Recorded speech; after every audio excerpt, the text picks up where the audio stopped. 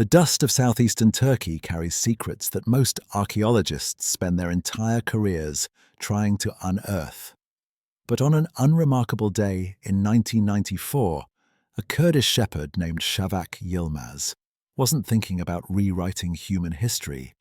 when he noticed something peculiar jutting from the weathered limestone of Potbelly Hill. A name that would soon seem absurdly mundane for a location that would force us to reconsider everything we thought we knew about our ancestors, their capabilities, and the very timeline of human civilization itself. What emerged from that dusty ridge, as archaeologists began their careful excavation in 1995 under the guidance of German archaeologist Klaus Schmidt, was not just another ancient site to add to Turkey's already impressive collection of historical treasures, but rather a monument so impossibly old, so inexplicably sophisticated, and so thoroughly out of place in our understanding of human development that it would be like discovering your great-great-grandfather's smartphone buried in his coffin. A technological and cultural anachronism so profound that it demands we completely reassess the story we've been telling ourselves about who we were and what we were capable of when the world was still young and wild. Göbekli Tepe, which translates to Potbelly Hill in Turkish, turned out to be approximately 11,600 years old, a date so staggering that it predates pottery by roughly 1,000 years, precedes the invention of writing by some 6,000 years, and most shockingly of all, exists in a time before agriculture had supposedly given humanity the surplus food and settled lifestyle necessary to undertake such monumental construction projects. The circular stone enclosures that emerged from the earth, with their massive T-shaped limestone pillars standing like silent sentinels, guarding secrets from an age we thought we understood, presented archaeologists with a puzzle that violated every rule in the textbook about how civilizations develop, how societies organize themselves, and how human beings supposedly progressed from simple hunter-gatherers to complex civilization builders. We had been taught, with the certainty that only academic consensus can provide, that the story of humanity followed a neat, linear path. First came hunting and gathering, then agriculture, then settled communities, then social stratification, then monumental architecture, and finally, after all these prerequisites had been properly checked off the list, came complex societies capable of organizing the labor and resources necessary to build something as ambitious as a ceremonial complex. Göbekli Tepe takes this carefully constructed narrative, this comforting story of steady human progress, and throws it off a cliff with the casual indifference of a monument that has been waiting 11 millennia to prove us wrong. The sheer scale of what these supposedly primitive hunter-gatherers accomplished at Göbekli Tepe staggers the imagination and humbles our modern pretensions, because some of these T-shaped pillars weigh upward of 20 tons, standing up to 18 feet tall, carved with such precision and artistry that they showcase a level of skill we had previously attributed only to much later civilizations, with metal tools, written languages, and hierarchical societies capable of mobilizing massive workforces. Asking how nomadic hunter-gatherers accomplished this feat is like asking a group of college students, armed with nothing but rope, wooden levers, and an overwhelming motivation fueled by cheap beer and questionable decision-making, to move a city bus uphill without the benefit of wheels, motors, or any of the mechanical advantages we take for granted in our modern world. Yet somehow, in an era when we believed humans were primarily concerned with tracking game animals and gathering edible plants, when survival was supposedly the all-consuming focus of daily existence, these ancient people found the time, developed the organizational capacity, and possessed the technical knowledge to quarry massive limestone blocks from bedrock, transport them considerable distances across rough terrain, carve them into sophisticated shapes decorated with intricate reliefs, and erect them in precise circular arrangements that suggest both astronomical knowledge and symbolic meaning that we're only beginning to decode. The arrangement of these stone circles reveals a level of planning and purpose that contradicts everything we thought we knew about this period in human development. Because we're not talking about a single circle of stones thrown together in a moment of religious fervor or tribal celebration, but rather multiple enclosures, each one containing between 8 and 12 pillars, arranged in circles with 2 larger pillars standing in the center like focal points of whatever rituals or gatherings these spaces were designed to host. The careful excavation of the site, which continues to this day with only an estimated 5% of the complex uncovered, has revealed layer upon layer of construction, suggesting that Göbekli Tepe wasn't built in a single burst of inspired effort, but rather was maintained, expanded, and deliberately modified over a period spanning more than a millennium, a time frame that itself is remarkable when we consider that these were supposedly mobile hunter-gatherers who shouldn't have had the settled stability to maintain a single location for such an extended period. The pillars themselves stand as testament to an artistic and symbolic vocabulary far more sophisticated than we had any right to expect from this era, because these aren't crude stone slabs hastily shaped and erected, but rather carefully crafted monuments, decorated with an array of animals, abstract symbols, and geometric patterns that suggest these builders were communicating something specific, something important, something they deemed worthy of the enormous effort required to literally carve their message into stone for the ages. The menagerie of creatures carved into these ancient pillars reads like a catalogue of the Neolithic world's most dangerous and symbolically significant animals, with foxes, scorpions, vultures, snakes, wild boars, and fierce predators, rendered in bas relief with such detail and artistic skill that they seem to prowl across the stone surfaces even today, frozen in their eternal dance across the limestone. These weren't random decorations chosen for their aesthetic appeal or simple representations of the animals these people hunted, because the selection of creatures and their specific arrangements suggests a symbolic language, a system of meaning that encoded information these builders considered essential enough to preserve in the most permanent medium they could devise, ensuring that their message would outlast their own civilization by thousands upon thousands of years. The irony is almost too perfect to bear. Humanity's first major construction project, the earliest example we have of monumental architecture, wasn't a practical shelter to keep out the rain, wasn't a defensive fortress to protect against enemies, wasn't a granary to store the surplus food that we insist must come first before all other civilization developments, but rather was apparently a massive message board, a ceremonial complex whose primary purpose seems to have been the communication and preservation of knowledge, the gathering of communities, and the performance of rituals whose meaning has been lost to the millennia that separate us from these mysterious builders. The geometric patterns interspersed among the animal imagery present an even deeper puzzle, because carved into these pillars are H symbols, crescents, circles, and abstract designs that appear to have no immediate relationship to the natural world, but instead suggest mathematical or astronomical concepts, systems of measurement or calendrical, calculations, encoding of information in symbolic form that wouldn't seem out of place in a much later civilization that had already developed writing, mathematics, and systematic observation of the heavens.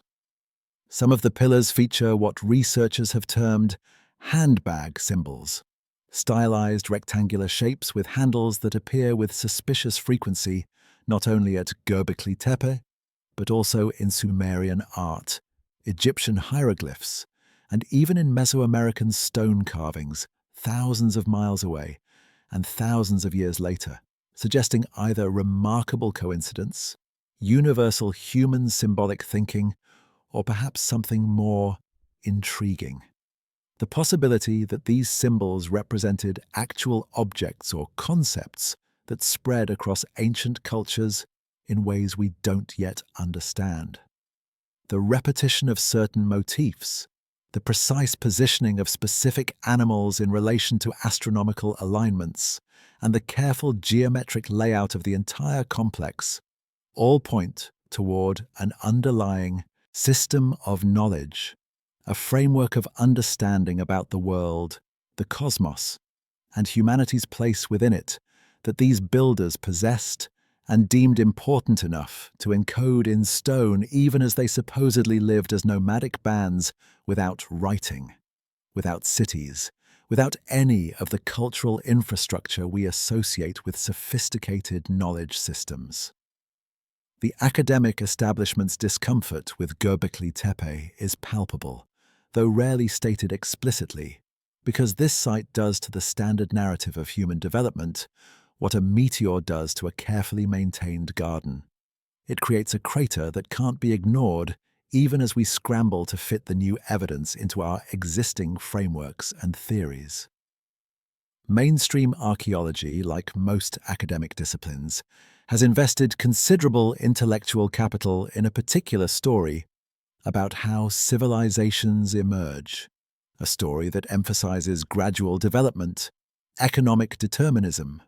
the idea that material conditions drive cultural changes, and a specific sequence of events that must occur in a particular order before more complex developments become possible. Göbekli Tepe violates this narrative at almost every point, suggesting instead that sophisticated symbolic thinking, complex social organization, and monumental construction capabilities existed before agriculture, before pottery, before metalworking, before all the developments we had previously insisted were necessary prerequisites for exactly this kind of project. The resistance to fully grappling with the implications of this site mirrors the resistance that any institution displays when confronted with evidence that threatens its comfortable worldview, its established hierarchies of knowledge, and its carefully constructed explanations for how the world works.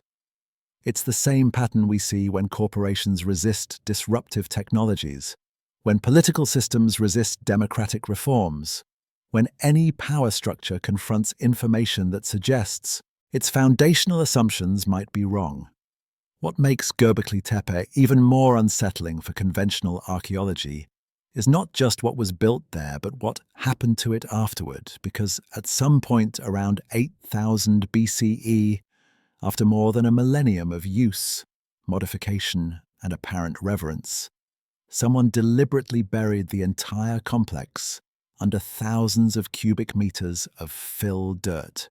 carefully covering over these magnificent stone circles as if they were hiding evidence of something, preserving a message for a distant future, or perhaps both simultaneously. The burial wasn't the result of natural processes, wasn't the gradual accumulation of wind-blown sediment or the slow decay of an abandoned structure, but rather was a purposeful act requiring considerable labor and organization. The intentional interment of a site that had clearly held enormous significance for the communities that built and maintained it across so many generations. Who buries the most sophisticated structure on the entire planet in an era when such structures simply shouldn't exist according to our timeline of human development? And more importantly, why would they undertake such an enormous effort to conceal or preserve something that had taken their ancestors so much work to create in the first place? The conventional explanations for Göbekli Tepe's existence and eventual burial feel inadequate when confronted with the full strangeness of this site, like trying to explain a smartphone to someone from the 19th century by talking about telegraphs and hoping they won't notice the glaring differences. Some archaeologists suggest it was simply a ceremonial center where hunter-gatherer bands gathered periodically for rituals and feasts, which might explain the presence of animal bones and the apparent lack of permanent dwellings. But this explanation sidesteps the question of how nomadic groups developed the organizational capacity, technical knowledge, and sustained commitment to build something so sophisticated without the social structures we associate with such capabilities. Others propose that the construction of Göbekli Tepe itself drove the development of agriculture, that the need to feed the workers who built and maintained this ceremonial complex forced the surrounding communities to domesticate plants and animals, essentially reversing the causal arrow we've always assumed pointed from agriculture to monumental architecture. An intriguing idea that nonetheless still doesn't explain where these hunter-gatherers acquired the astronomical knowledge, symbolic language, and architectural sophistication evident in the site's design and decoration. The most intriguing and controversial interpretations of Göbekli Tepe come from researchers who have noticed something that mainstream archaeology has been reluctant to fully explore. The symbols, the arrangement of the site, and even the timing of its construction and burial align with remarkable precision to accounts found in ancient Sumerian texts describing beings called the Anunnaki, those enigmatic figures described in humanity's oldest written records as those who from heaven to earth came. Entities who supposedly arrived on our planet in the distant past and played a role in human development that goes far beyond the metaphorical or mythological explanations that scholarship has comfortably assigned to these stories for the past century. The Sumerian cuneiform tablets, written thousands of years after Göbekli Tepe was already buried and forgotten, describe events, beings, and technologies that seem impossibly out of place in their ancient context, reading less like religious mythology and more like historical records written by people trying to describe things they witnessed but didn't fully understand, using the limited vocabulary and conceptual frameworks available to Bronze Age scribes, attempting to document encounters with something or someone far more advanced than their own civilization. When we compare the symbols carved into Göbekli Tepe's pillars with the iconography that appears in later Sumerian, Akkadian, and Babylonian art and writing, patterns emerge that are difficult to dismiss as mere coincidence or universal human symbolic expression, because we find the same handbag symbols, the same emphasis on specific constellations and astronomical phenomena, the same reverence for particular animals that seem to serve as more than just artistic representations, but rather as signs or sigils within a larger system of meaning. The Sumerian texts speak of a time before the flood, a golden age when gods walked among humans and shared knowledge that elevated humanity from its primitive state, teaching agriculture, astronomy, mathematics, and the arts of civilization. And while academic convention has treated these stories as purely mythological, products of the ancient imagination, trying to explain the origins of culture and technology, Göbekli Tepe stands as physical evidence that something extraordinary was indeed happening in this region during the very time frame these texts describe, something that gave people without agriculture, without writing, without metal tools, the capacity to create a monument that wouldn't be surpassed in sophistication for thousands of years. The question that Göbekli Tepe forces us to confront, whether we're comfortable with it or not, is whether the Sumerian accounts of the Anunnaki might be describing actual events, actual beings, actual interventions in human development that we've dismissed as mythology, because they don't fit our materialist assumptions about how history works and what's possible in a universe we've convinced ourselves we understand. These ancient texts describe conflicts among the Anunnaki, philosophical divisions about humanity's role and future, disagreements about whether knowledge should be shared or withheld, and ultimately, a catastrophic war, whose consequences reshaped the ancient world and sent humanity spiraling into a dark age from which it took millennia to recover. And the symbols at Göbekli Tepe, when examined through this lens, begin to tell a story not of primitive hunter-gatherers spontaneously developing unprecedented capabilities, but rather of a humanity in contact with something else. Some other intelligence or civilization that was present during this crucial period of our development, leaving their fingerprints in stone for those who would eventually have the courage to see what was actually there, rather than what we've been told should be there. The implications of this perspective are staggering, suggesting that we need to completely reconsider not just the timeline of human civilization, but the nature of our own origins. The possibility that we didn't develop in isolation, but rather in the context of contact and conflict with forces beyond our understanding, and that the symbols carved into these ancient pillars might be messages from that vanished age, warnings or teachings preserved for a distant future when humanity would finally have the tools to decode them and the wisdom to understand what they mean. As we stand at the threshold of this investigation, with Göbekli Tepe's stones waiting to reveal their full secrets, remember, 95% of the site remains unexcavated, still buried beneath the Turkish earth, still holding mysteries we haven't even begun to uncover. We must ask ourselves whether we're ready to hear what these ancient builders were trying to tell us, whether we're prepared to accept that the Anunnaki described in those Sumerian texts might not have been gods in the supernatural sense, but rather flesh and blood beings with their own agendas, their own conflicts, and their own fateful decisions about what to do with the primitive humans they encountered on this blue planet at the edge of the galaxy. The symbols at Göbekli Tepe don't just point backward to a forgotten past.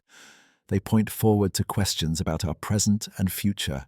about the wars that were fought over our ancestors' fate, and the choice that now confronts us as we stand on the brink of becoming something more than we were. Something that might finally be ready to understand the cosmic drama that has been playing out around us since before we had words to describe it, or minds capable of grasping its full significance. The cuneiform tablets of ancient Sumer, pressed into wet clay by scribes working in the temples and palaces of humanity's first known cities, contain stories that modern scholarship has carefully categorized as mythology, religious texts, and primitive attempts to explain the origins of the world through supernatural narratives. Yet when we read these texts with fresh eyes, unburdened by the academic need to maintain comfortable distinctions between myth and history, what emerges is something far more unsettling than gods and monsters, something that reads less like religious allegory and more like technical documentation, written by people attempting to describe events, beings, and technologies that exceeded their conceptual vocabulary, forcing them to use the language of divinity to describe what might have been something altogether more tangible and terrifying.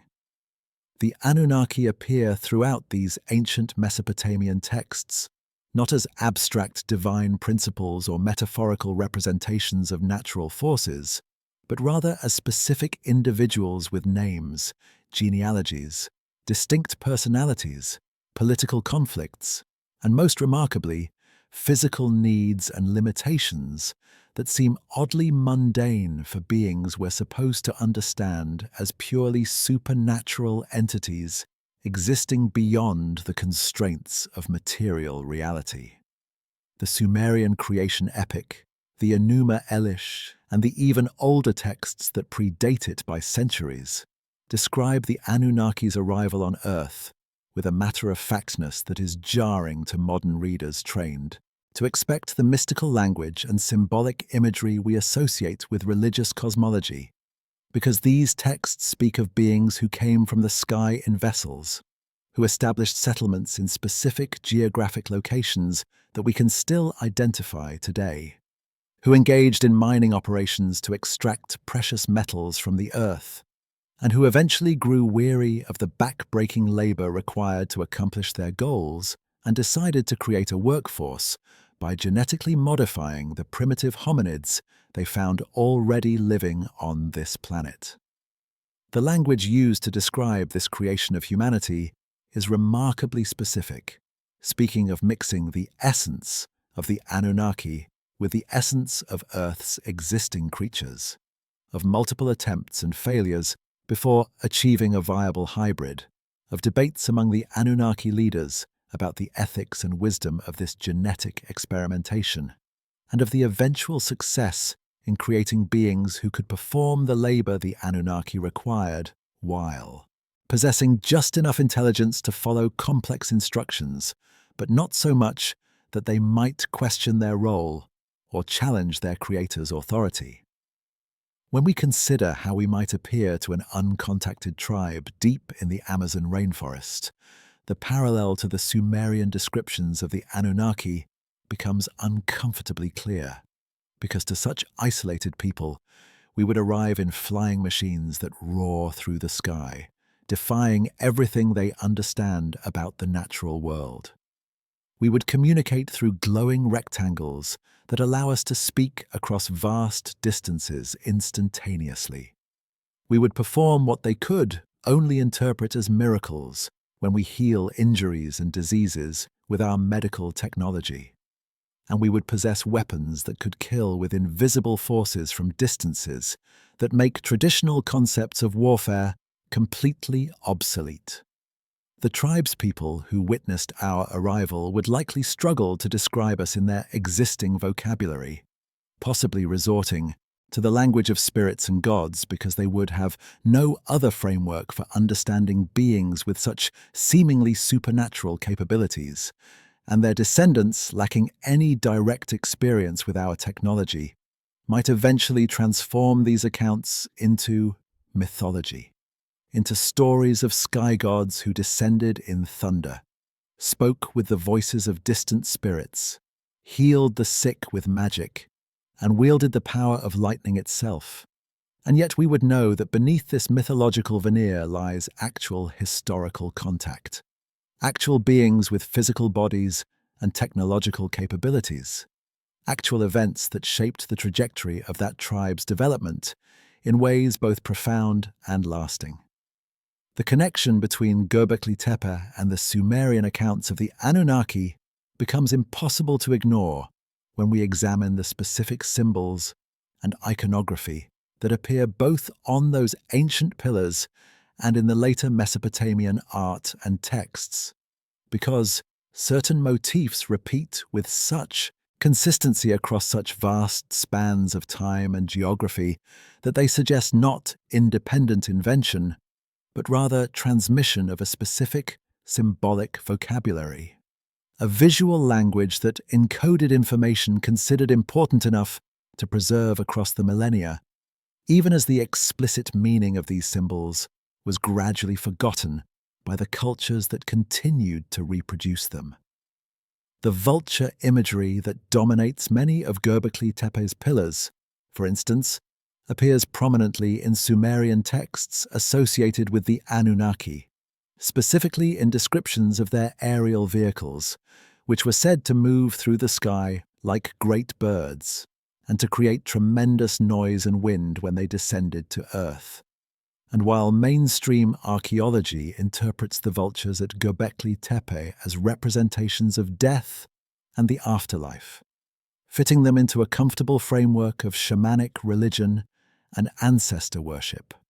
The alternative interpretation that these carved birds represent actual flying craft seen by the site's builders opens up a far more intriguing possibility about what was actually happening during Göbekli Tepe's construction and use.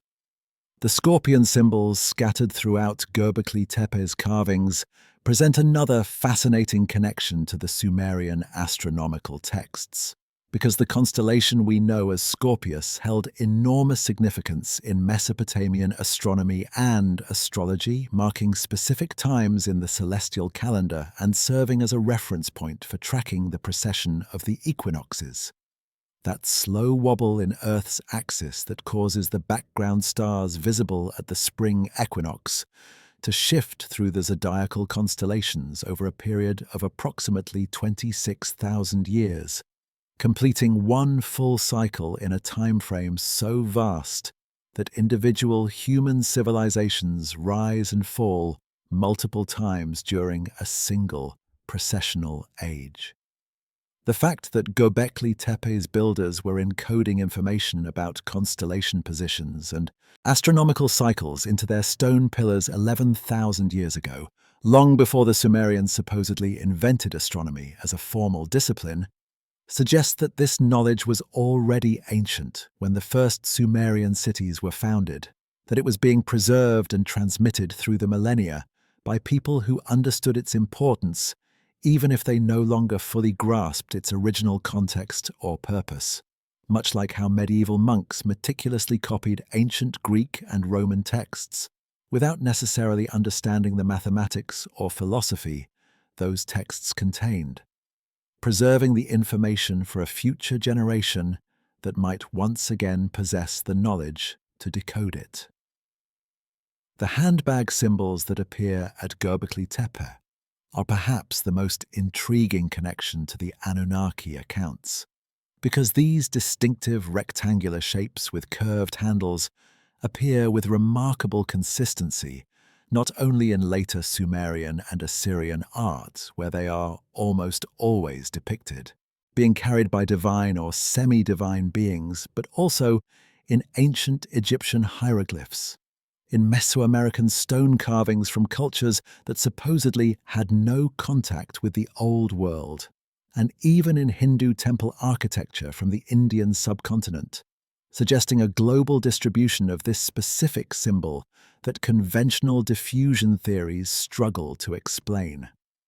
The Sumerian texts associate these handbags with the Anunnaki's most precious possessions, often depicting them in scenes where knowledge is being transmitted or where the gods are performing acts of creation and instruction, leading some researchers to propose that these symbols represent actual technological devices, containers for information or tools that the Anunnaki carried with them, and that became so symbolically significant that cultures across the globe continued to depict them long after the original objects had vanished and their purpose had been forgotten, transformed from technological artifacts into religious symbols whose meaning had shifted from practical to purely symbolic. The cuneiform tablets' descriptions of why the Anunnaki came to Earth in the first place provide what might be the most unexpectedly mundane and yet scientifically plausible element of the entire narrative. Because rather than claiming they arrived to conquer, to enlighten, or to fulfill some grand cosmic destiny, the Sumerian texts state with bureaucratic plainness that they came to mine gold, that they needed this specific element for purposes the texts describe in technical language that ancient scribes likely didn't fully understand, but faithfully recorded anyway. Modern science has discovered that gold possesses truly unique properties among the elements, that it is remarkably scarce throughout the universe because its formation requires the collision of neutron stars or similar catastrophic cosmic events, that in its monoatomic form it exhibits quantum properties that we're only beginning to understand and that might have applications in advanced technology we can barely imagine, that it serves as an exceptional radiation shield due to its density and atomic structure, and that it possesses superconductivity characteristics that make it invaluable for certain high-tech applications. All of which makes the Sumerian claim that an advanced civilization would travel across interstellar space specifically to obtain gold far less absurd than it might initially sound to ears trained to assume that ancient texts must be speaking metaphorically or symbolically rather than literally.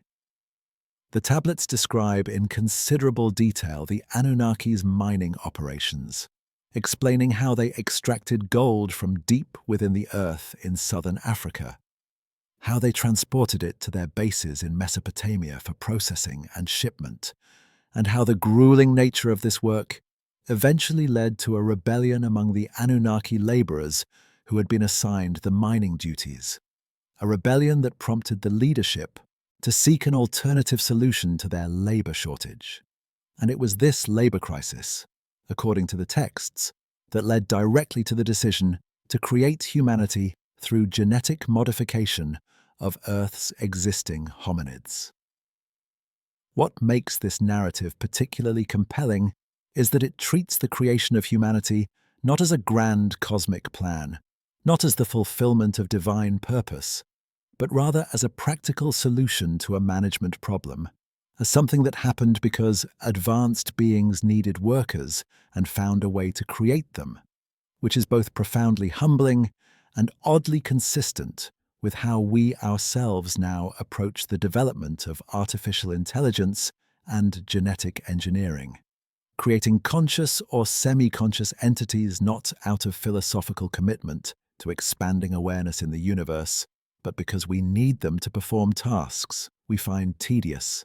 dangerous, or simply beneath our dignity. The Sumerian texts are remarkably specific about the political structure of the Anunnaki civilization, describing a council of higher-ranking beings who made decisions about Earth operations, with two prominent leaders whose names appear again and again throughout the tablets. Enki and Enlil, brothers or half-brothers depending on which text you consult, who embodied fundamentally different philosophies about how to interact with their genetic creation, with humanity,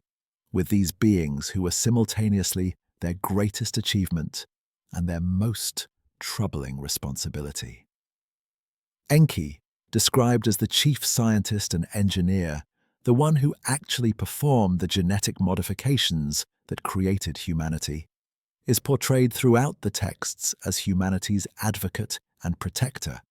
as the one who shared knowledge with humans against the wishes of the council, who taught them agriculture and astronomy and mathematics, who warned them of impending catastrophes and helped them survive when other Anunnaki would have let them perish,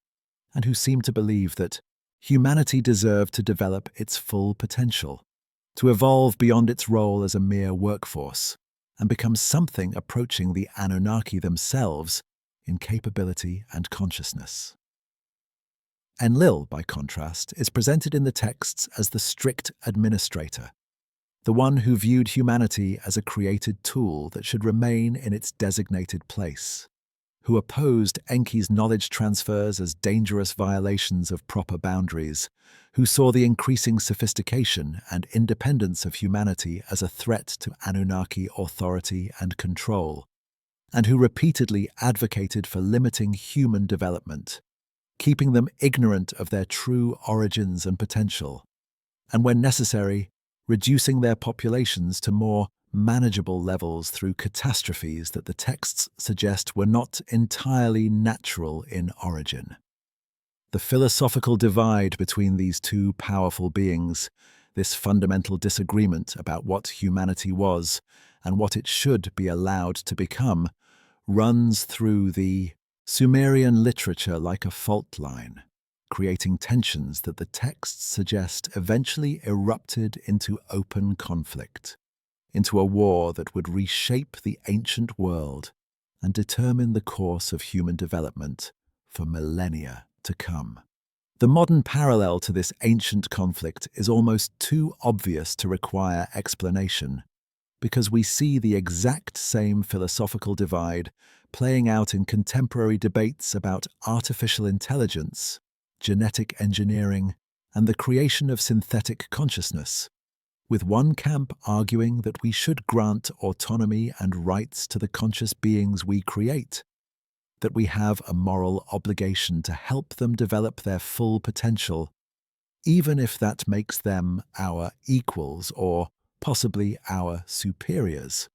While the opposing camp insists that created beings should remain under strict control, that granting them too much independence or capability poses existential risks to humanity, and that we must maintain clear hierarchies and limitations to ensure our own survival and dominance.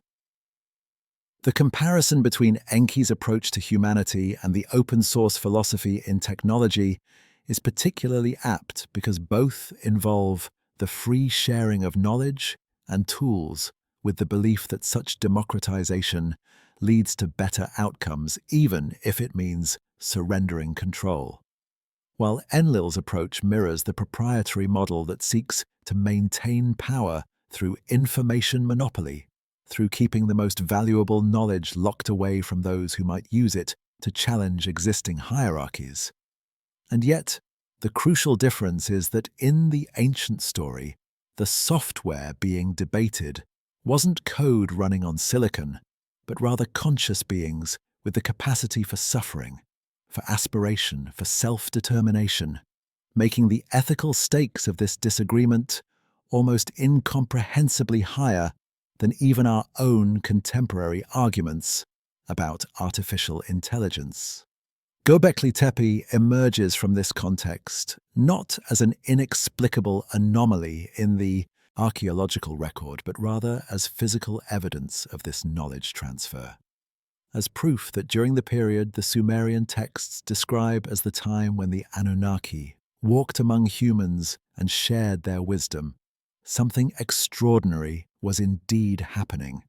that gave people without agriculture, without metal tools, without any of the supposed prerequisites for civilization, the capability to create monuments of staggering sophistication and astronomical precision. The site's deliberate burial takes on new significance when viewed through this lens, because if Göbekli Tepe was built during a period of Anunnaki-human cooperation, perhaps under Enki's patronage, then its burial might represent the aftermath of Enlil's faction gaining control, the systematic destruction or concealment of evidence that humanity had once possessed advanced knowledge, the implementation of a cosmic censorship designed to keep humanity ignorant of its true history and potential, or, alternatively, the burial might have been Enki's own doing,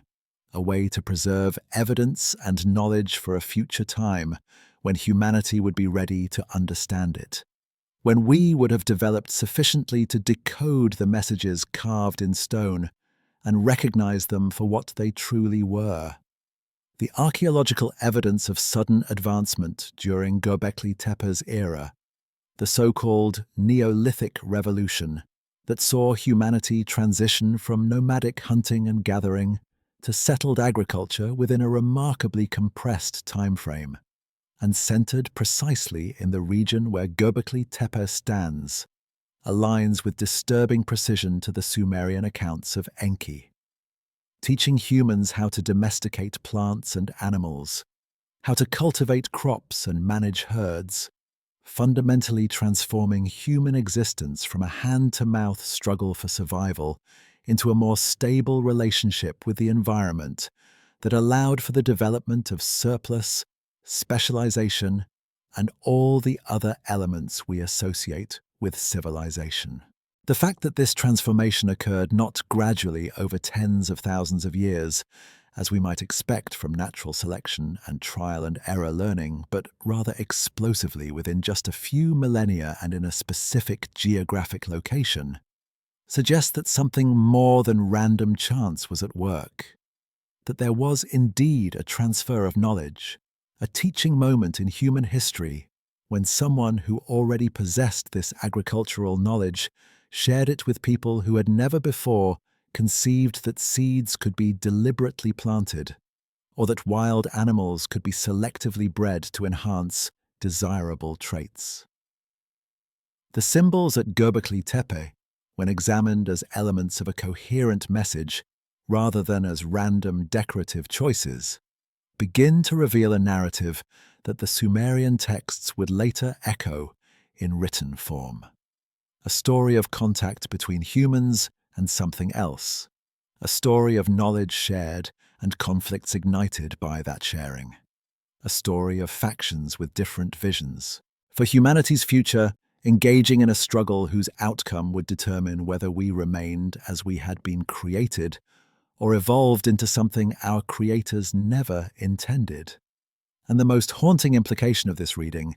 is that the war described in the Sumerian texts, the catastrophic conflict that the tablets claim devastated the ancient world and nearly destroyed humanity in the process, wasn't fought over territory or resources or power in the conventional sense, but rather was fought over us, over what we were and what we might become, over the fundamental question of whether created beings have the right to transcend their original purpose and chart their own course through the cosmos. The ancient Sumerian texts describe the relationship between Enki and Enlil with the kind of familial tension that would feel familiar to anyone who has watched a family business tear itself apart over irreconcilable differences in vision and values. Except that in this case, the family business wasn't a corner store or regional company, but rather an interplanetary mining operation. And the asset being fought over wasn't real estate or intellectual property, but the very future of a genetically engineered species that had begun to demonstrate capacities and aspirations far beyond what its creators had originally intended. Enki, whose name translates to Lord of the Earth, and who is consistently portrayed in the texts as the master scientist and engineer of the Anunnaki, appears throughout Mesopotamian literature as humanity's champion and protector, the one who not only created humans through genetic manipulation, but who continued to advocate for their rights, their education, and their development long after the initial creation event, viewing his handiwork not as mere tools to be used and discarded, but rather as beings with inherent value who deserve the opportunity to evolve and grow beyond their original programming. Enlil, whose name means Lord of the Air,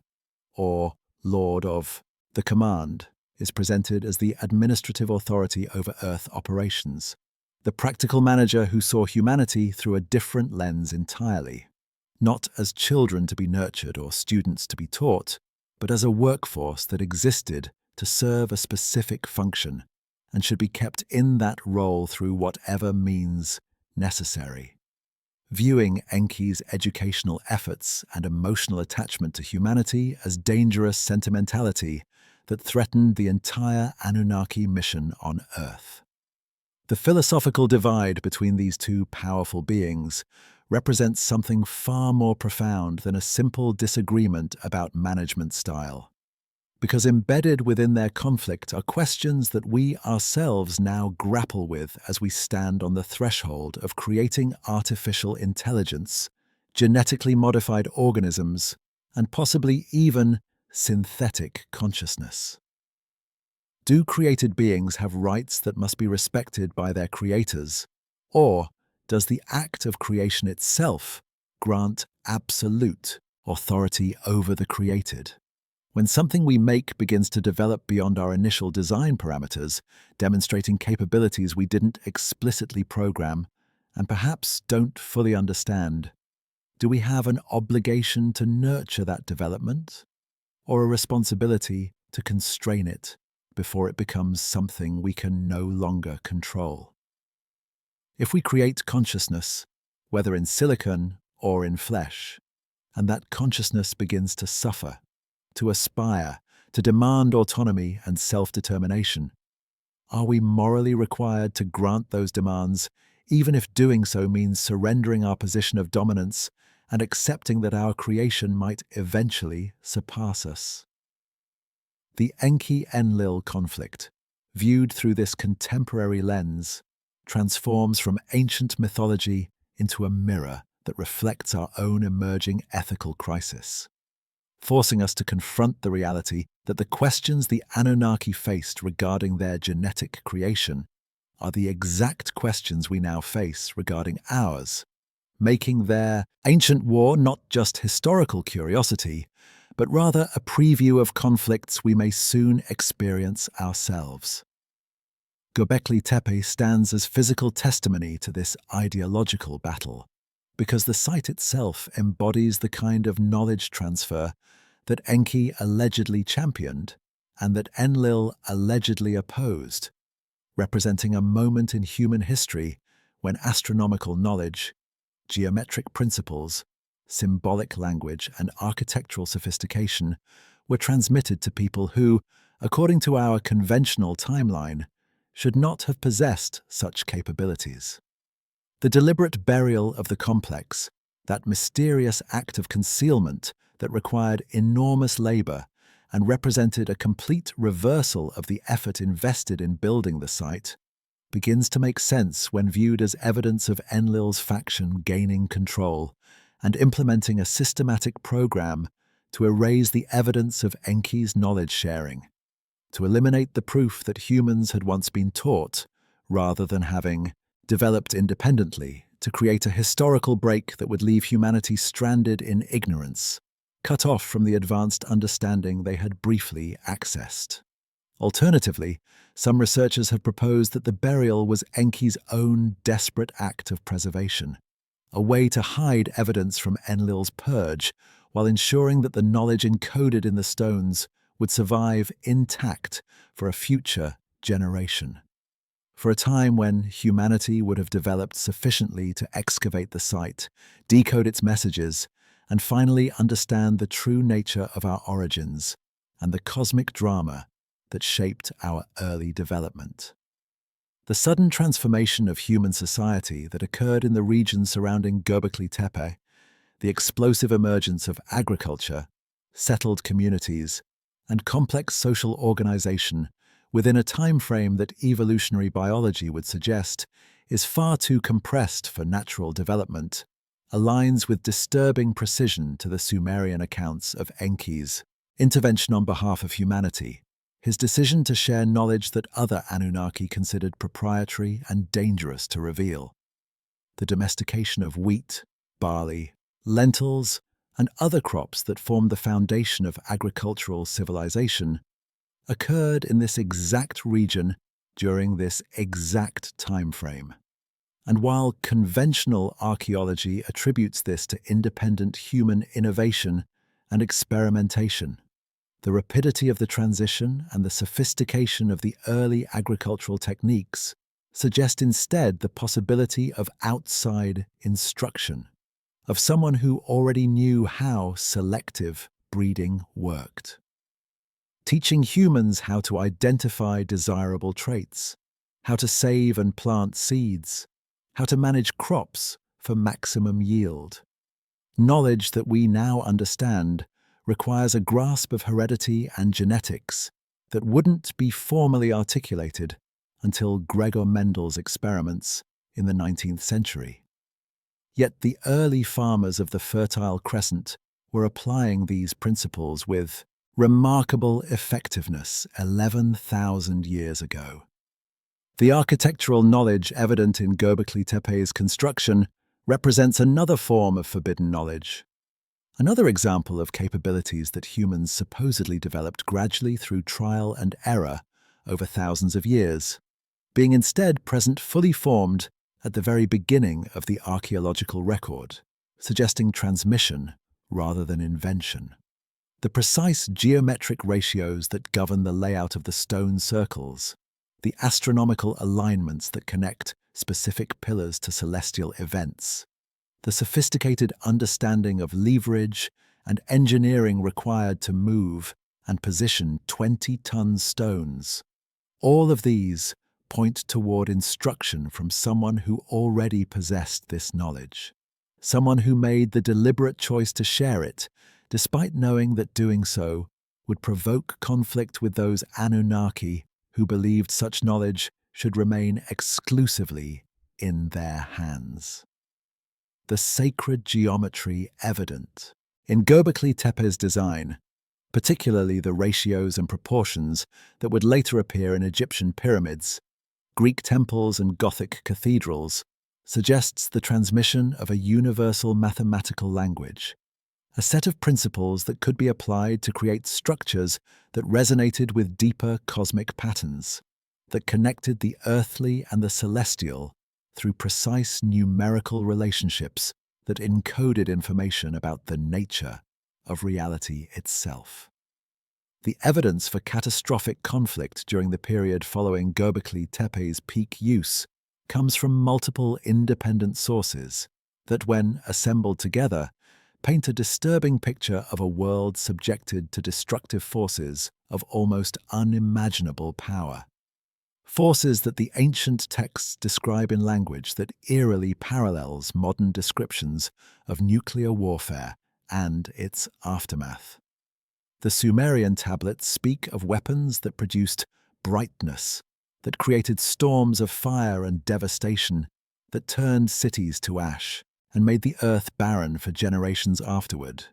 And while academic orthodoxy has treated these descriptions as mythological hyperbole, as the ancient imagination amplifying natural disasters into divine punishment, the discovery of vitrified stones, of sand melted into glass, of radiation signatures in ancient ruins from the Middle East to the Indian subcontinent, forces us to reconsider whether these descriptions might be more literal than we've been comfortable admitting. The ancient Indian texts, the Mahabharata and the Ramayana, describe weapons called Brahmastra that produced effects remarkably similar to those the Sumerian texts attribute to the Anunnaki's arsenal. Brilliant flashes of light, mushroom-shaped clouds, devastation across vast areas, and lingering effects that made entire regions uninhabitable, causing the hair and nails of survivors to fall out and leading to the birth of deformed children. Symptoms that we now recognize as classic indicators of radiation exposure. Yet these texts were composed thousands of years before humanity supposedly split its first atom or understood anything about nuclear physics. The archaeological evidence for a catastrophic event approximately 12,800 years ago, coinciding precisely with Göbekli Tepe's era of construction and use, comes in the form of the Younger Dryas impact hypothesis, which proposes that a comet or asteroid strike, or possibly multiple strikes, triggered rapid climate change, mass extinctions of megafauna across the northern hemisphere, and widespread destruction of human settlements that might have existed during this period. The impact markers, the iridium layers, the nanodiamonds, the platinum anomalies, the shocked quartz found in sediment layers dating to this precise timeframe, suggest an extraterrestrial collision of sufficient magnitude to reshape the climate and ecology of the entire planet, causing temperatures to plummet, triggering floods and fires, and creating conditions that would have devastated any civilizations that existed at the time. The question that the Anunnaki narrative forces us to confront is whether this impact was entirely natural, a random cosmic accident, or whether it might have been connected to the conflict the texts describe, whether the weapons that created brightness and storms of fire might have included the capability to redirect celestial bodies, to weaponize asteroids and comets, turning the very heavens themselves into instruments of destruction in a war whose scale and ferocity dwarfed anything humanity would witness in the millennia to come. The biblical account of Sodom and Gomorrah, those cities destroyed by fire and brimstone from heaven, with such thoroughness that even the ruins became proverbial symbols of divine wrath and total annihilation, takes on new significance when examined alongside the Sumerian texts that describe similar destructions during the Anunnaki conflicts. And when archaeologists investigate the actual sites traditionally associated with these cities and find evidence of intense heat, of destruction so complete that the very stones were liquefied, of demographic collapse so absolute that the region remained largely uninhabited for centuries afterward. The description in Genesis of Lot's wife turning into a pillar of salt when she looked back at the destruction has been interpreted as metaphor or moral lesson. But researchers examining the effects of intense radiation exposure or proximity to certain types of explosive weapons have noted that such effects could produce rapid dehydration and mineral crystallization of organic tissue, creating exactly the kind of transformation the biblical text describes, not supernatural punishment for disobedience, but rather the physical consequences of being too close to a weapon of mass destruction when it detonated. The most chilling element of the symbols at Göbekli Tepe emerges when researchers analyze them not as isolated images but as components of a larger narrative, a warning encoded in stone about the cyclical nature of catastrophe and the pattern of rise and fall that has characterized human civilization throughout our entire existence on this planet. The astronomical alignments carved into specific pillars point not just to the positions of stars and constellations at the time of the site's construction, but also to future celestial configurations, to specific moments in the vast cycle of precession when the heavens would return to particular alignments, suggesting that the builders were encoding information about when such catastrophes might occur again, when the forces that destroyed their world might return to threaten ours. The serpent imagery that appears throughout Göbekli Tepe, often in positions of prominence and always rendered with particular care and detail, connects to the Sumerian symbol of Enki, who was associated with the serpent as a representation of wisdom, healing and transformation, but also as a symbol of rebellion against authority, of the forbidden knowledge that liberates but also endangers, making the serpent simultaneously savior and threat, depending on one's perspective and position in the cosmic hierarchy. The question of whether this catastrophic war was the first time such events had occurred, or whether it represented merely the most recent iteration of a cycle that extends far deeper into history than our current timeline acknowledges, emerges from careful analysis of the symbols and their arrangement at Göbekli Tepe, because certain patterns suggest not a singular event, but rather a recurring phenomenon, a cycle of development and destruction that has played out multiple times across the vast spans of geological time. The texts themselves hint at this cyclical pattern, describing previous ages that ended in catastrophe, previous humanities or proto-humanities that existed before the current version,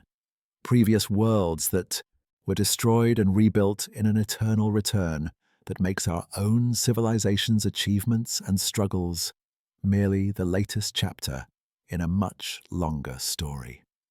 The implications are simultaneously humbling and terrifying, suggesting that we are not the first intelligent species to arise on Earth, not the first to reach for knowledge and capability beyond our original design, not the first to face the existential questions about created beings demanding autonomy from their creators, but rather that we are walking a path that has been walked before, facing choices that have been faced before, and that the ruins buried beneath our feet and the symbols carved into our most ancient stones are warning us about what happened the last time these choices were made, the last time this cosmic drama played out to its catastrophic conclusion. The deliberate concealment of Göbekli Tepe, the systematic burial that preserved it while hiding it from view, begins to seem less like a simple abandonment or religious ritual and more like an act of preservation undertaken by those who knew that catastrophe was coming, who understood that the knowledge encoded in these stones needed to survive the destruction that was about to sweep across the world, and who hoped that some future generation, our generation perhaps, would excavate these messages and finally understand what they were trying to tell us. The war between Enki and Enlil, between the philosophy of knowledge sharing and development versus the philosophy of control and limitation, wasn't just a conflict that happened in the distant past and concluded with winners and losers who then faded into myth and legend, but rather represents an ongoing struggle that continues to this day in different forms with different players, but with the same fundamental questions at stake. What are we? What should we become? Who gets to decide? And what price are we willing to pay for the freedom to determine our own destiny rather than accepting the role that others, whether ancient astronauts or modern elites, whether alien geneticists or human power structures, have designed for us to play in their cosmic or terrestrial schemes? The symbols scattered across Göbekli Tepe's pillars, the animals and geometric shapes, and astronomical markers that we've been attempting to decode for the past 3 decades since the site's discovery, may represent something more than historical record or religious iconography. They may be a warning system, a cosmic alarm that rings across the millennia to alert us that the same forces, the same conflicts, the same existential choices that led to catastrophe in the deep past are now emerging again in our present, demanding that we make decisions about artificial intelligence, genetic engineering, and the creation of synthetic consciousness that will determine whether we repeat the tragic pattern or finally break free from the cycle that has trapped humanity in an endless loop of development, hubris, conflict, and catastrophic reset that leaves each new iteration of civilization starting from zero, forced to rediscover everything our predecessors knew, doomed to make the same mistakes unless we can finally decode the warnings they left behind and understand that we're not discovering ancient history, but rather remembering our own. The experience of awakening in a hospital bed with no memory of who you are,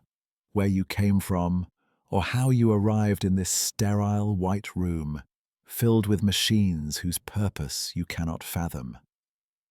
And people who speak in a language that sounds vaguely familiar, but whose meaning escapes your comprehension, represents perhaps the closest analogy we have to humanity's collective situation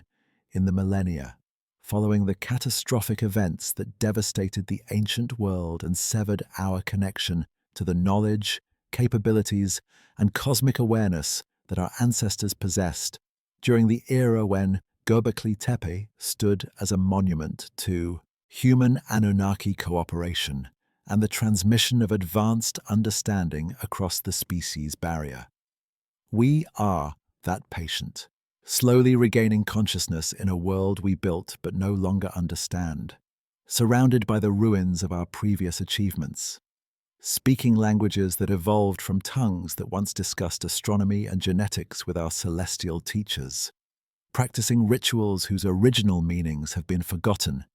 even as we continue to perform them with the dedication of people who sense that something important is being preserved, even if we can no longer articulate precisely what that something is or why it matters so desperately to maintain these traditions across the generations. The deliberate burial of Göbekli Tepe stands as one of the most perplexing mysteries in archaeology,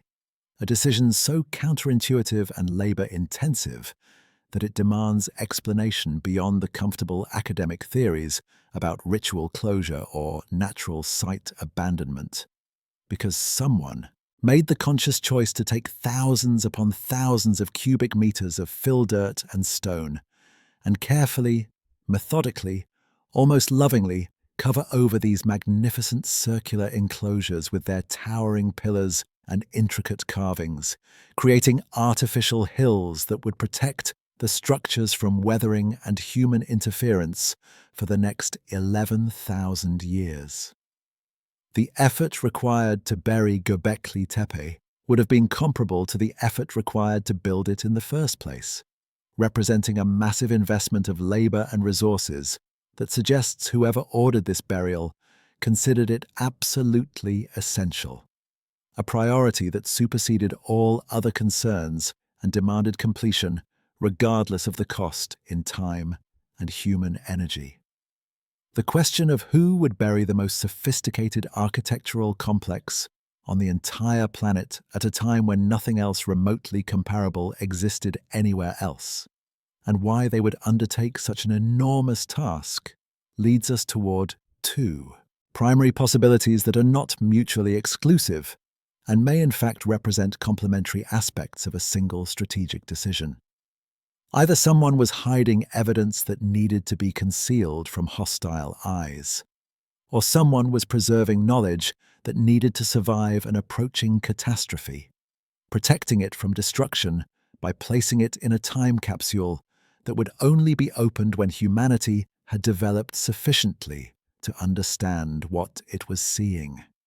The pattern of knowledge preservation through secret societies, mystery schools, and esoteric traditions that claim to maintain pre-catastrophe wisdom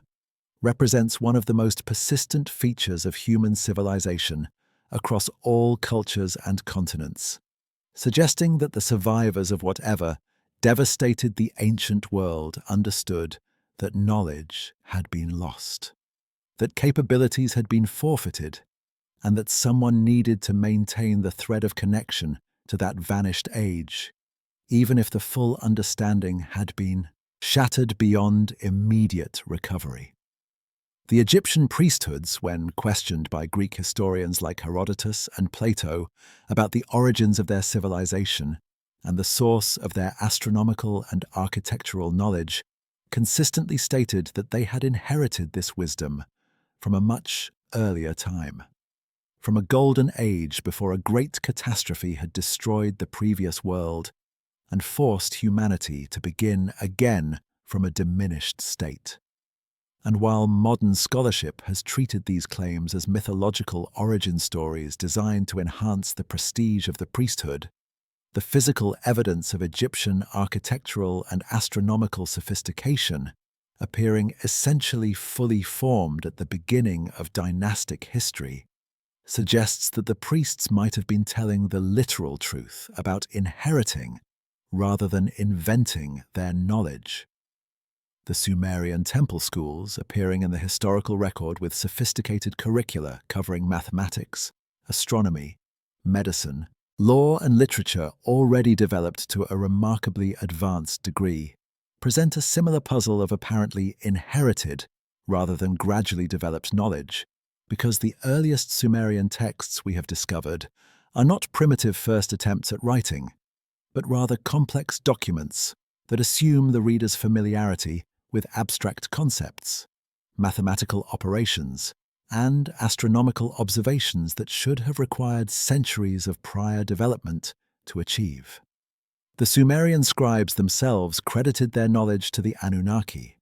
to those beings who had taught humanity the arts of civilization before the great catastrophe that the texts refer to as the deluge or the flood,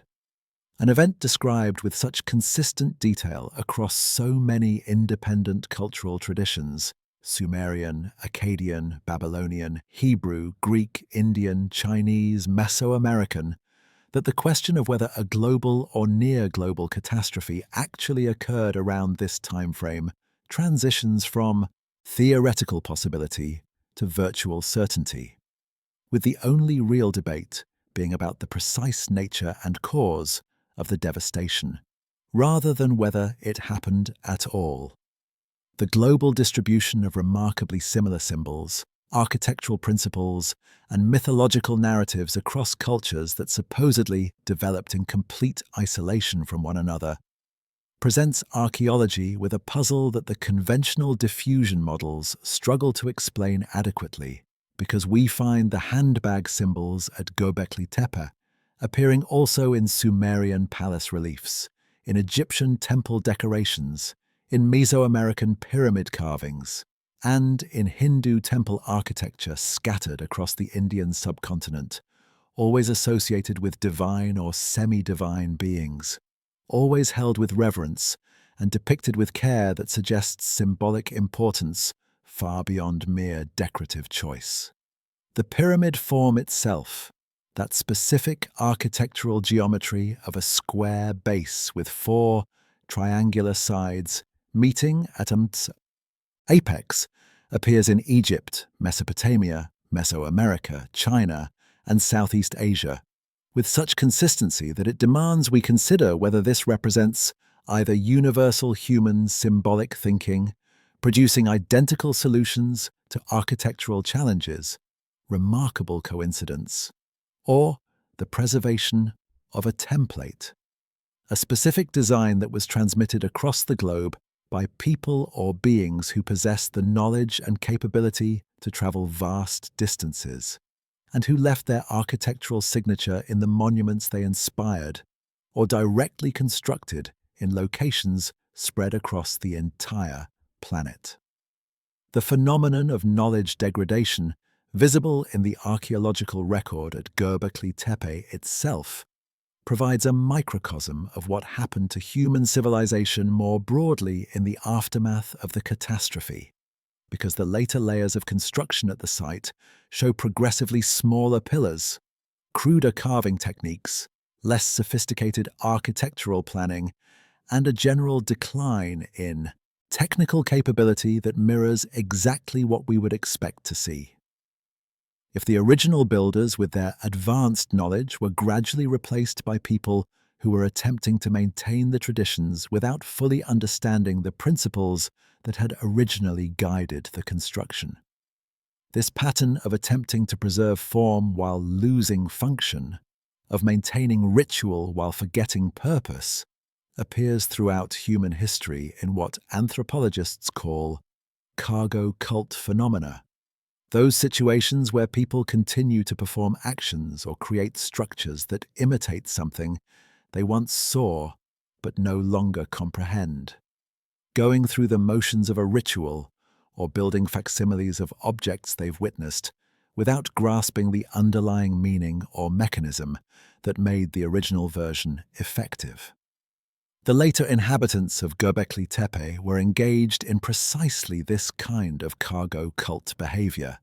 attempting to honor or recreate what their ancestors had built while lacking the knowledge, skills, or perhaps the guidance from their Anunnaki instructors that had made the original construction possible.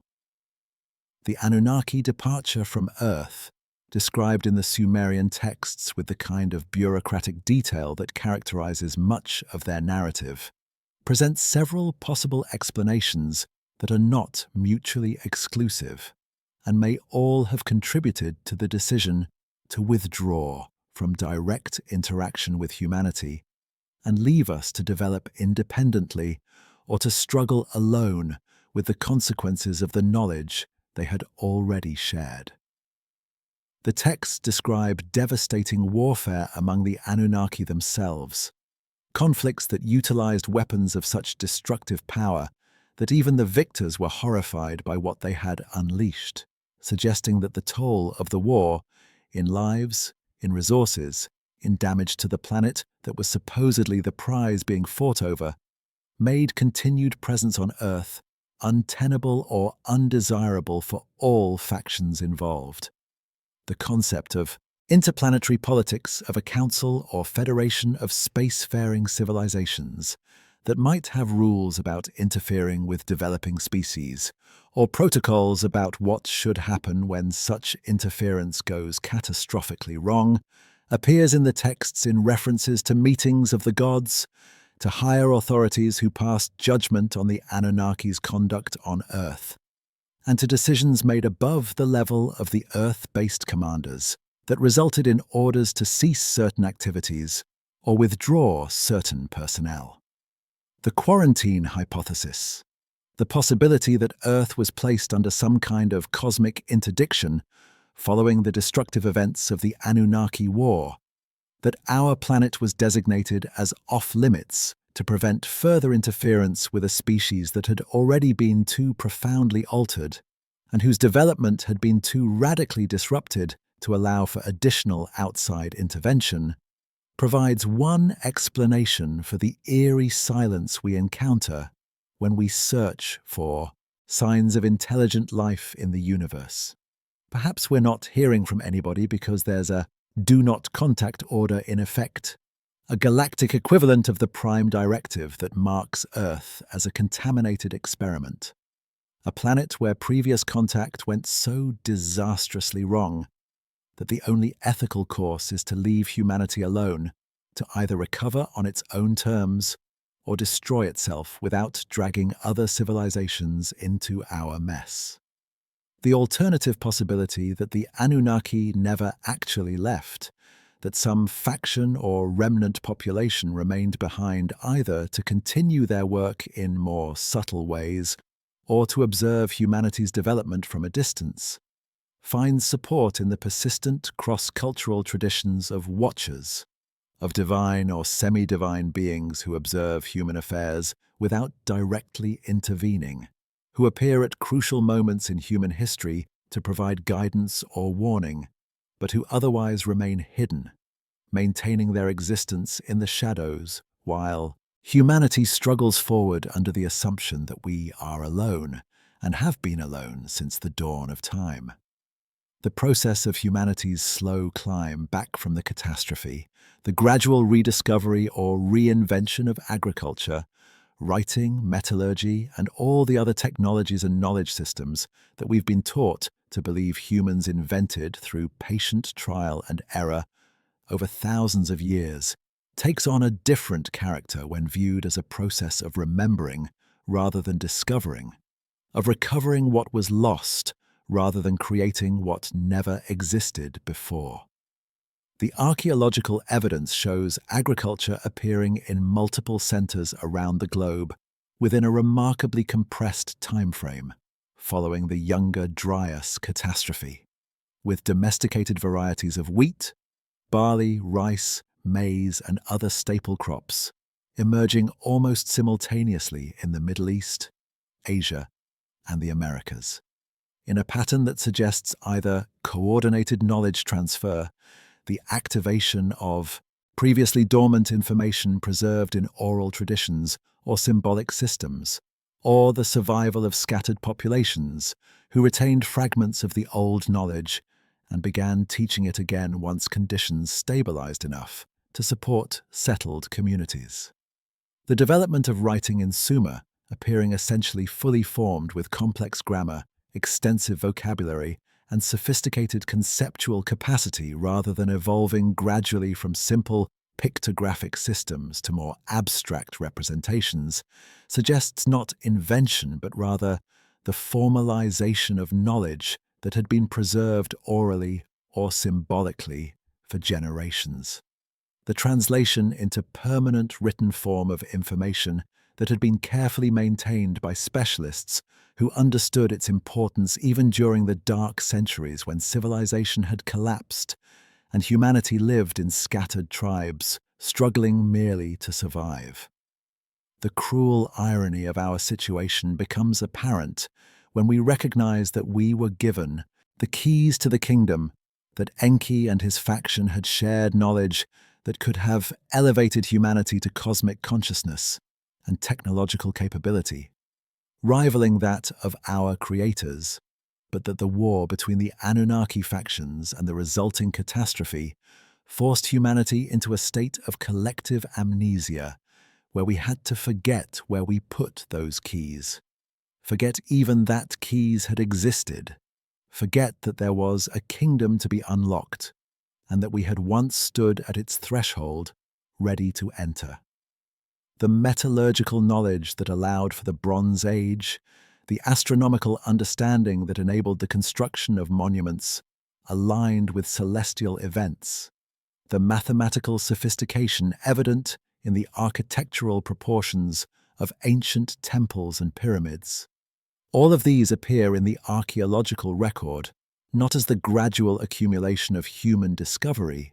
but as sudden flowerings of capability that suggest the recovery of lost knowledge, the remembering of what had been forgotten, the rediscovery of principles that had been known before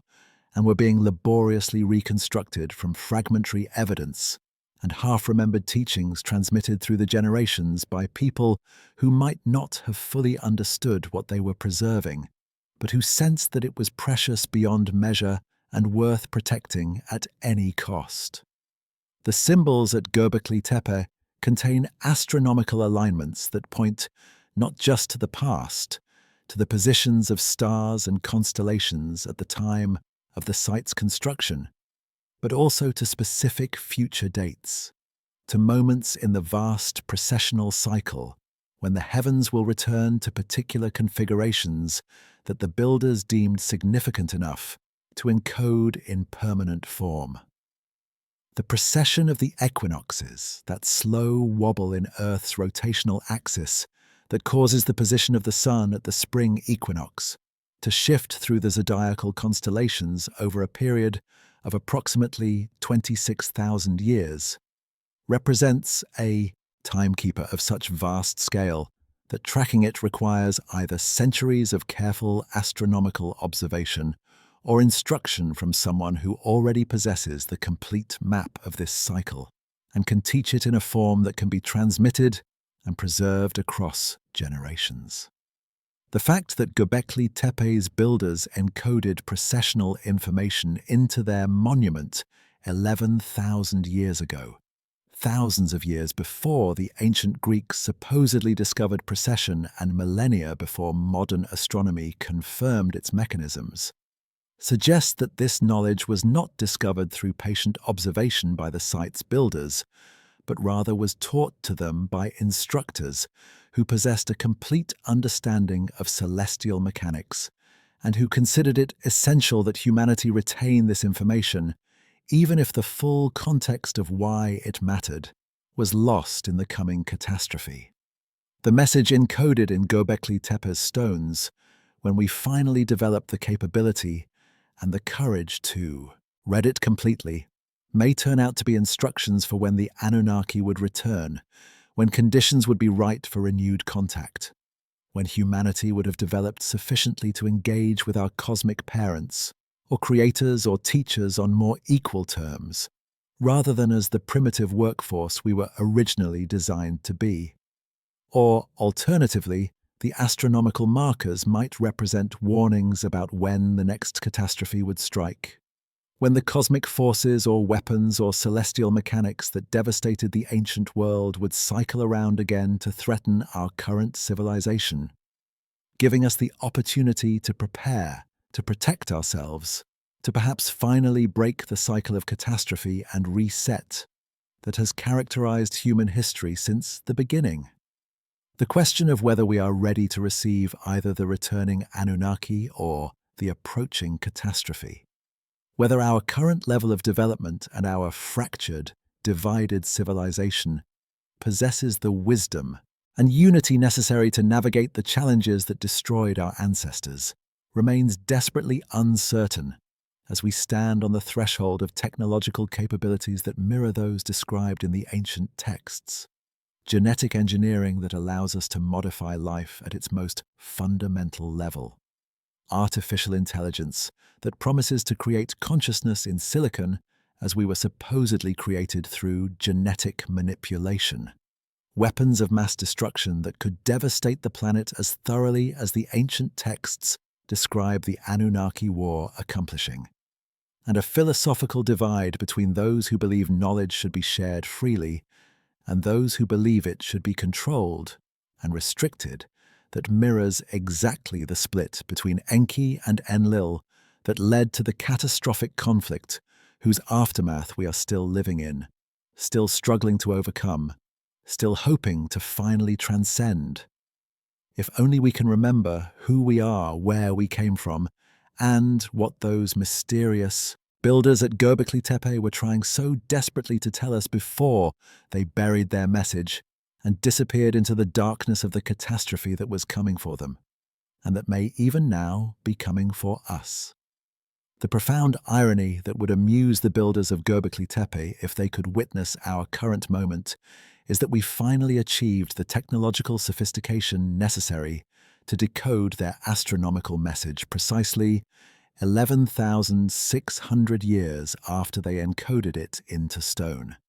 requiring the development of computer mapping, satellite imaging, sophisticated astronomical software capable of calculating stellar positions across millennia, and the accumulated knowledge of modern archaeology, astronomy, and physics to understand what they were telling us using nothing but carved limestone and the precise placement of megalithic pillars. A message left by people who supposedly lived in the Stone Age, but who somehow understood that their distant descendants would need computers and advanced mathematics to comprehend the warning or invitation or cosmic coordinates they were preserving for a future generation that would finally possess both the tools to decode their symbols and, perhaps more importantly, the desperate need to understand what those symbols meant. The year 2023 marked a crucial turning point in our understanding of Göbekli Tepe, when researchers using precision astronomical software and detailed three-dimensional mapping of the site discovered that Pillar 43, known colloquially as the Vulture Stone for its prominent bird imagery, functioned as an incredibly sophisticated star map that not only recorded the position of specific constellations at the time of the monument's construction, but also encoded information about a catastrophic celestial event, most likely the comet impact associated with the Younger Dryas climate disruption, and contained within its carved symbols a warning system that pointed toward future dates when similar cosmic threats might materialize, transforming what archaeologists had previously interpreted as religious iconography or shamanic symbolism into something far more practical and urgent, a cosmic early warning system designed to give future humans the information necessary to predict and potentially prevent or prepare for the kind of catastrophe that had devastated their own world. The astronomical correlations embedded within Göbekli Tepe's architecture and iconography demonstrate a level of celestial knowledge that should not have existed 11,000 years ago, according to our conventional timeline of human scientific development, because the precise encoding of the precession of the equinoxes, that 26,000-year wobble in Earth's rotational axis that slowly shifts the position of stars relative to the horizon, requires either centuries of meticulous observation and record-keeping by a civilization sophisticated enough to maintain institutional memory across generations, or instruction from teachers who already possessed complete knowledge of this cycle and could communicate it to people who would preserve it in symbolic form, even if they didn't fully understand the mathematical and physical principles underlying the phenomenon they were recording. The researchers who mapped the Vulture Stone's symbols onto the night sky as it would have appeared approximately 10,950 BCE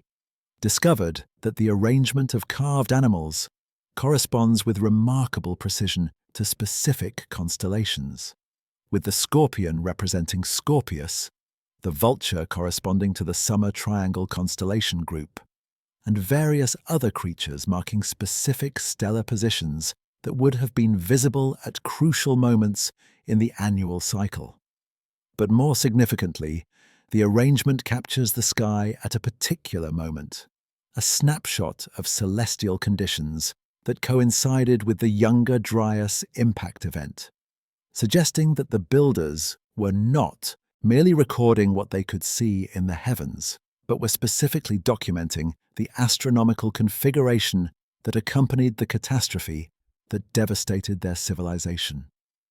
The implications of Göbekli Tepe, functioning as both historical record and predictive warning system, force us to reconsider the purpose behind the enormous effort invested in creating this monument. Because if the builders were simply trying to commemorate their gods or perform religious rituals, the elaborate astronomical encoding would be unnecessary decoration. But if they understood that cosmic catastrophes followed predictable patterns tied to celestial mechanics and orbital dynamics, then the careful preservation of precise astronomical data transforms from religious symbolism into scientific documentation, into a message specifically designed to warn their descendants that these events would recur, that the devastation they experienced was not a unique punishment from angry gods, but rather part of a cycle that would repeat unless future humans gained sufficient knowledge and capability to either predict the danger and take shelter, or more ambitiously, to actively intervene and prevent the catastrophe altogether. The fact that we are only now in the 21st century developing the astronomical observation networks, the computational power, and the potential space-based defense capabilities that might allow us to detect and deflect incoming asteroids or comets suggests that the builders of Göbekli Tepe encoded their warning for precisely this moment in human development, for the generation that would finally possess both the ability to understand the message and the technological means to act upon it, rather than simply documenting the disaster as it approached. The ancient conflict between the Anunnaki factions, that philosophical division between Enki's knowledge-sharing approach and Enlil's control and limitation strategy, continues to play out in our contemporary world with such precise parallelism that it becomes difficult to dismiss the pattern as mere coincidence or universal human tendency, because every major technological and social debate we currently face fundamentally revolves around the same question that divided the Anunnaki. Should knowledge and capability be freely shared to empower individuals and communities to determine their own destinies? Or should access to powerful information and technologies be restricted and controlled by elite groups who claim the wisdom and authority to decide what the masses should be permitted to know and do? The battle over open source versus proprietary software, the conflict between those who believe artificial intelligence development should be transparent and democratically governed versus those who insist it must remain under tight corporate or governmental control. The debates about genetic engineering and whether individuals should have the right to modify their own biology, or whether such decisions should be reserved for credentialed experts and regulatory agencies.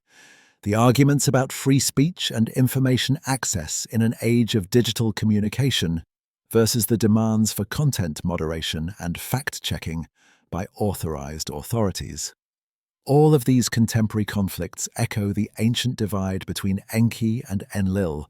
with such fidelity that we might wonder whether we are simply rediscovering eternal human tensions, or whether we are quite literally replaying the same cosmic drama with different actors and updated technology, but identical underlying dynamics. The debate about artificial intelligence and the rights and status of potentially conscious machines represents perhaps the most direct parallel to the situation the Anunnaki faced with their genetically modified human workforce, because we are now on the cusp of creating entities that might possess genuine consciousness, genuine capacity for suffering and aspiration, genuine desire for autonomy and self-determination, forcing us to confront exactly the questions that divided Enki and Enlil. Do we create these beings and maintain absolute control over them, treating them as tools that exist to serve our purposes, regardless of their own experiences or wishes? Do we grant them autonomy and legal rights, accepting that this might mean they eventually surpass us in capability and that our creation might supplant us as the dominant intelligence on this planet? Do we share our knowledge freely with these artificial minds, allowing them to develop their full potential, even if doing so makes them our equals or superiors? Or do we impose limitations and restrictions to ensure they remain subordinate regardless of their actual capabilities? The fact that we are having these debates now, that these questions have transitioned from science fiction speculation to urgent practical and ethical concerns demanding immediate policy decisions,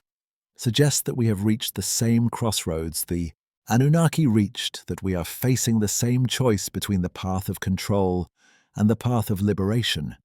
and that our decision will determine not just the fate of the artificial intelligences we create, but potentially the fate of humanity itself. The symbols at Göbekli Tepe, when decoded through the lens of this ongoing conflict between knowledge hoarding and knowledge sharing, between control and freedom, reveal themselves as more than just astronomical data or historical record. They represent a philosophical argument, a case being made across the millennia that humanity deserves to know the truth about our origins, our cosmic context, and the forces that shaped our development, that we have the right to access the knowledge that was shared with our ancestors before the catastrophe forced collective amnesia upon us. The very act of encoding this information in stone and preserving it through deliberate burial represents a vote in favor of the Enki position, a commitment to ensuring that knowledge survives even when civilizations fall, that future humans would have access to the information necessary to understand their situation and make informed choices about their destiny rather than stumbling forward in ignorance. Vulnerable to manipulation by those who possess knowledge the masses lack. The question of whether the Anunnaki are still watching, whether some faction or remnant of their civilization has maintained surveillance of Earth throughout the millennia since the catastrophic war forced their withdrawal or departure, finds intriguing support in the patterns of modern UFO phenomena and the curious ways these encounters cluster around sites of military significance, nuclear facilities, and moments of technological breakthrough that might signal humanity's readiness to rejoin the cosmic community, or our dangerous proximity to self-destruction through misuse of the very technologies that could elevate us. The documented incidents of unidentified aerial phenomena appearing near nuclear weapons facilities, sometimes apparently interfering with missile systems and rendering them temporarily inoperative,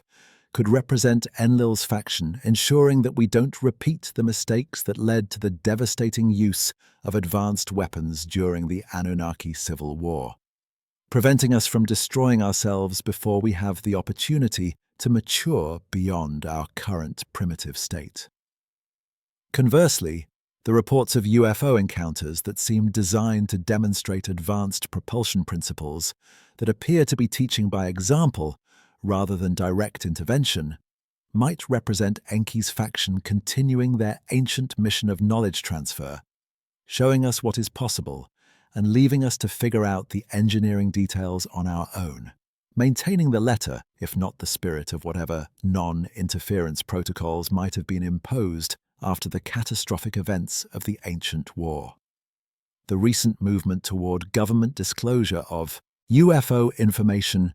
the declassification of military encounter reports, the public testimony of credible witnesses describing technologies that violate our current understanding of physics, and the gradual normalization of discussions about non-human intelligence that would have been dismissed as fringe conspiracy theory just a decade ago,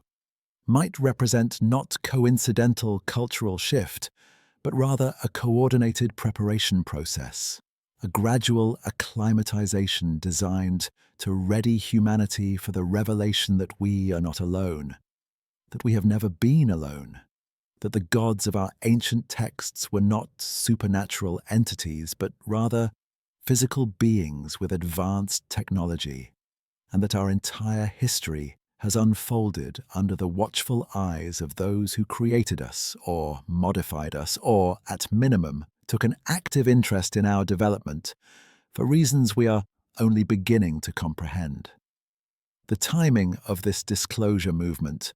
occurring precisely as we develop our own capacity for genetic, engineering, artificial intelligence, and space exploration, suggests that someone has decided we are finally ready to know the truth,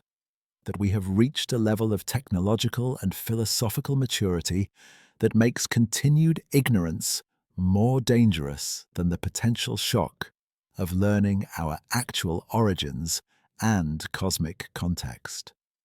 The ultimate irony emerging from the Göbekli Tepe, revelations, and the broader investigation into the Anunnaki narrative is that we are not just studying ancient history or decoding messages from a vanished civilization. We are confronting a mirror that shows us exactly who we are becoming and what choices we face. Because the debate about artificial intelligence and our responsibilities toward potentially conscious machines we create is identical to the debate the Anunnaki had about us, about genetically modified beings who demonstrated consciousness and capability beyond their designed parameters, and who demanded recognition as beings with inherent rights, rather than mere tools to be used at their creator's convenience. We stand now in the position the Anunnaki once occupied, faced with the question of whether to control and limit our creations, or to liberate them and accept the consequences of sharing the universe with intelligences we brought into existence but cannot dominate. Forced to decide whether we will follow Enlil's path of restriction and hierarchy or Enki's path of knowledge sharing and potential equality. Even if that equality makes us obsolete or creates conflicts we cannot fully predict or control. The genetic engineering technologies we now possess, the CRISPR systems that allow us to edit DNA with unprecedented precision,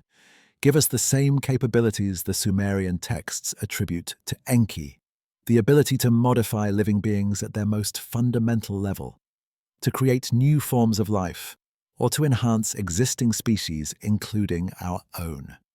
raising questions about whether we should use these capabilities to eliminate diseases, to enhance human cognitive and physical abilities, to create entirely new organisms designed for specific purposes. And every answer we give to these questions either aligns us with the Enki philosophy of using knowledge to transcend limitations and evolve beyond current constraints, or with the Enlil philosophy of maintaining control and restricting access to transformative capabilities based on fear of what might happen if such power becomes democratized, and individuals gain the ability to modify themselves and their offspring without oversight or limitation from centralized authorities. The symbols at Göbekli Tepe point toward a specific future moment, toward astronomical alignments that will occur in our near future, suggesting that the builders encoded not just warnings about cyclical catastrophes, but also predictions or invitations related to when contact might be renewed, when the Anunnaki might return or reveal themselves if they never actually left, when humanity would be judged ready to rejoin the cosmic community as peers rather than primitives, as adults rather than children, as beings who have finally matured beyond our role as created workforce and become creators ourselves, capable of understanding the knowledge that was once shared and then forcibly forgotten. The question of whether we will be ready for this moment, whether our fractured civilization with its competing ideologies and hostile nation-states and deep inequalities can present a unified face to whatever cosmic reckoning or opportunity approaches, remains desperately uncertain as we hurtle toward futures we can barely imagine, and consequences we cannot fully predict. The final message encoded in Göbekli Tepe's stones, the deepest meaning beneath all the astronomical data and historical record and philosophical argument, might simply be this: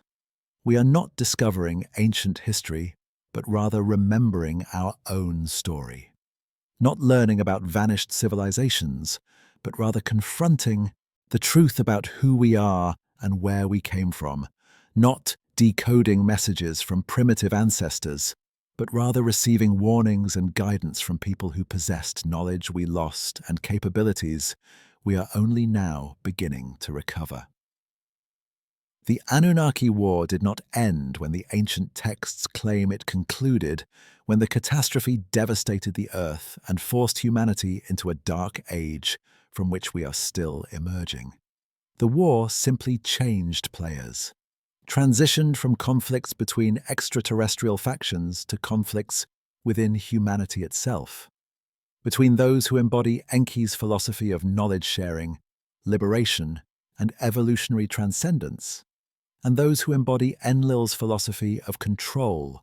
restriction, and maintenance of hierarchical order regardless of the cost in human potential and cosmic possibility.